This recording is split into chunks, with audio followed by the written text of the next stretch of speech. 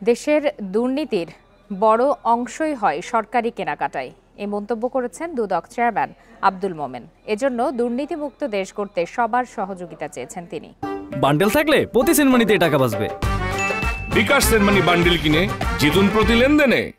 সকালে লালমনিরহাট জেলা পরিষদ অডিটোরিয়ামে গণশুনানিতে অংশ নিয়ে তিনি আরও বলেন, দুদকের কেউ যদি দুর্নীতি করে তখন অন্যদের কিছু বলার থাকে না। এজন্য দুর্নীতি দমন কমিশনের কারো বিরুদ্ধে যদি অভিযোগ আসে তা তদন্ত করে ব্যবস্থা নেয়ার আশ্বাস দেন তিনি। এ সময় জেলার বিভিন্ন সরকারি প্রতিষ্ঠানের বিরুদ্ধে আসা 106টি অভিযোগের শুনানি অনুষ্ঠিত হয়। আমরা যদি দেখি যে সরকারের যত দুর্নীতি, এর বড় অংশটা কোত্থেকে হয়? বড় অংশটা হচ্ছে প্রকিউরমেন্ট, জিনিসপত্র কেনাকাটা, আমাদের নির্মাণ কাজ, এগুলিতে। তো সেগুলির দিকে একটু খেয়াল রাখতে হবে আমাদের।